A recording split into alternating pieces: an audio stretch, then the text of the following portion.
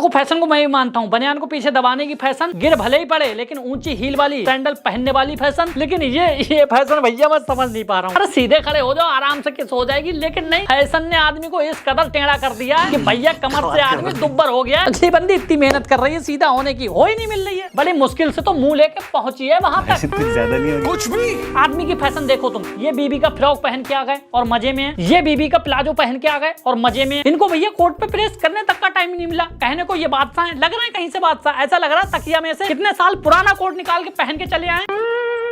गजब बेइज्जती है। चुचले तो फीमेल कर रही हैं जैसे सारा अली खान पेट लेकर, इस कदर पेट को पिचकाए पड़ रही है ना, एक आध ब्रांड कम मिलेगा, कम पैसा कमा लेना। जो सांस रोक के खड़ी है, कम से कम चैन से सांस तो ले लो भैया। मुझे अनन्या की फैशन सही लगी, उधर हार्दिक पांड्या का डिवोर्स हो गया, इधर ये उसके एज का नेकर पहन के घूम रही है राजा जी। और इतना ही कम नहीं था हार्दिक भैया को, उधर उनका बर्थडे था, इधर नताशा डिवोर्स देने के बाद एल्विस के साथ ये वीडियो डाल रही है। राजा जी किसी आशिक ने अपनी आशिकी से कहा था कि देख मेरे मरने के बाद दूसरी शादी तब तक मत करना जब तक मेरी राख ठंडी ना हो जाए, और यहाँ तो राजा जी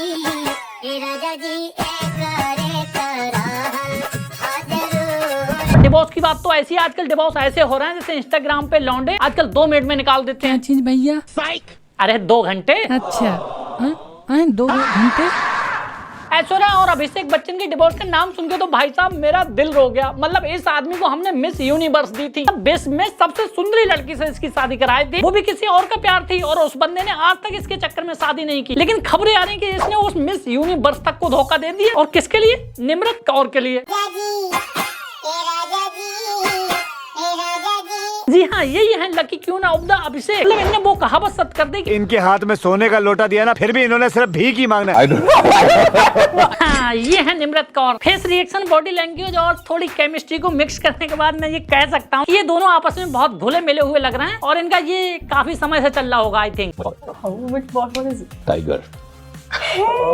बस यही एक्सप्रेशन आदमी को ले डूबते हैं, और अभिषेक भैया यहाँ पे जितना हाथ खोल खोल के बात कर रहे हैं और बॉडी एक्सप्रेस कर करके भाई साहब ये जताता है कि इन दोनों को बहुत पहले से कुछ चल रहा था और ये बहुत मजे में थे, और ये आज की बात नहीं है। और इनके देखो है ये भी बाप से कम नहीं है। अमिताभ बच्चन ने शादी के बाद रेखा से अफेयर चला लिया था, रेखा ने उनके चक्कर में आज तक शादी नहीं की। इधर सलमान खान ने ऐश्वर्या के चक्कर में, अरे यार चल क्या रहा है। शौक है बचपन से, मेरा बाप बदमाश था, मैं बदमाश ही हूँ। और मुझे लगता था सास बहू के झगड़े हम गरीबों में ही चलते हैं, नहीं भाई इधर भी चल रहा है। देख लो इधर ये सास नंद साथ में खड़ी है, उधर बहू अलग खड़ी है। मतलब जिस घर में सास नंद की चलती होगी ना भाई, वो घर का ऐसे ही भंडा फूटेगा। इधर ये अलग खड़ी है। देखो यार लोग अपने अपने तरीके से मजे ले रहे हैं। कोई कह रहा है भैया ने फरारी खड़ी कर दी, अब टोयोटा में सवारी करेंगे। भैया अभिषेक तुमने कहावत तो सच करती वो वाली कि घर की मुर्गी दाल बराबर। उधर सलमान को थोड़ी सी खुशियां मिली थी कि उनका प्यार लौट के आ रहा है, अब वो घर बसाएंगे। इसी चक्कर में उन्होंने ये वाली पोस्ट डाली थी। छुपा कर निशानी तेरी। देखो बहुत पुरानी फोटो है, अभी तक साइड के रखे थे, लेकिन इतने में लॉरेंस बिश्नोई ने उनको ऊपर जाने की धमकी दे दी। यार घर उनका फिर से बसते बसते रह गया, अब वो वैसी शादी नहीं करेंगे।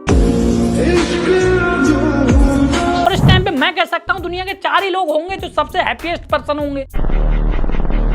विवेक ओबराय जिनका करियर सलमान खान खा गया, हिमेश रेशमिया और अरिजीत सिंह। और सलमान खान की एक्स तक कूद पड़ी है उनको बचाने के लिए। उनका कहना है कि उनने जब ये कांड किया भाई वो नादान थे, अगर उन्हें पता होता कि लोग उनकी पूजा करते हैं वो नहीं करते। मैं आपको ये गारंटी के साथ कह सकती हूँ कि सलमान 1998 में उनकी उम्र बहुत कम थी, उनको ये नहीं पता था कि ये जो ब्लैक बक है उनकी पूजा करते हैं, वरना वो कभी भी ऐसा नहीं करते। लोग बड़ा ट्रोल कर रहे हैं यार, कहते हैं सोशल मीडिया जिसको पेलने पे आ जाए बड़ा पेलती है। अभी अर्जुन कपूर ने एक स्कूटी खरीदी थी, बेचारे लड्डू बांट रहे थे। कोई कह रहा है इस पे पैसे कहाँ से आए बे, लगता है कोई फ्लॉप मूवी साइन कर ली है। इसमें लड़के से कुछ बात कर रहे होंगे, कुछ कह रहे होंगे, लोग कह रहे हैं एक ही फैन था उसको भी भगा दिया। यार मानते हैं भाई अगले के दिन सही नहीं चल रहे हैं तो ट्रोल तो मत करो भाई। यार मुझे भी पता नहीं क्यों हीरो को बॉडी गार्ड ज्यादा लगता है। नहीं तुम खुद देखो, वैसे एक्टिंग छोड़ के अगर ये बॉडी गार्ड की नौकरी कर ले, मैं कह रहा हूँ सही चलेगा, बहुत सही स्कोप है।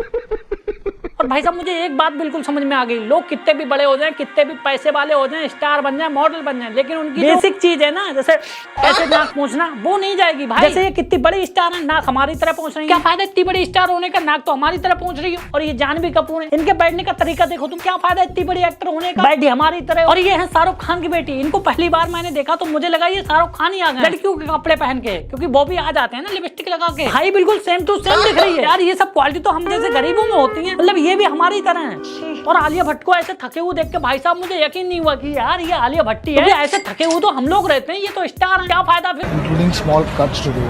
How epic is it? I just want to say, look at my face. I think you're looking tiredly gorgeous. और अंबानी की शादी, भाई ये वाला मंजर देख के मैं तो हैरान हो गया। मतलब दुनिया के रिचेस्ट पर्सन है, उनकी शादी में बालक लेने का तरीका इनका भी ऐसा ही है जैसे हमारे यहाँ औरतों का होता है फायदा इतने अमीर होने का। मैंने स्टार लोगों के बच्चों पर भी रिसर्च करी, क्या वो भी हमारी तरह होते हैं? जी हाँ बिल्कुल भाई साहब, बच्चे बच्चे सब एक से।